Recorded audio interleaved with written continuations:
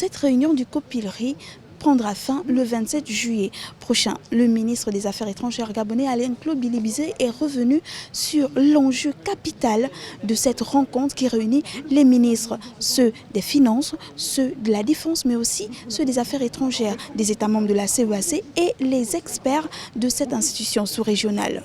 Les documents qui seront présentés ont été débattus par le comité technique des experts des États au cours de leur 4e session tenue le mois dernier ici à Libreville. Leur validation par notre rencontre doit donc permettre que le processus s'achève. Il devrait également permettre à la CEAC de se positionner fermement comme outil véritablement d'intégration. Parce qu'il s'agit de la continuité de la première réunion de juin, l'ordre du jour est resté le même avec quelques petites différences parce qu'au lieu de parler de 5 points arrêtés, il n'y en aura que 4 qui seront débattus par les experts et les ministres. Les présentes assises ont donc pour objet principal l'examen et la validation de 4 autres textes d'avant-projet préparés par la 4e session du comité technique des experts des États membres, à savoir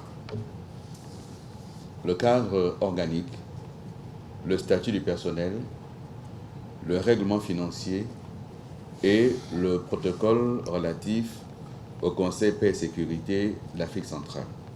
Rappelons que l'objectif final de cette rencontre du COPILRI session 2 est bien évidemment de donner un nouveau visage à la CEAC qui a 36 ans aujourd'hui, une institution sous-régionale qui a besoin de se revêtir, d'avoir un nouveau look pour faire face aux défis actuels. On parle beaucoup d'intégration régionale et sous-régionale. Il est important que les États membres de cette institution sous-régionale participent eux aussi à leur manière au développement du continent africain. Les travaux prendront fin dans 2 jours seulement. On aura les détails, c'est-à-dire un rapport établi par les ministres et les experts qui sera posé sur la table des chefs d'État des États membres de la CEAC.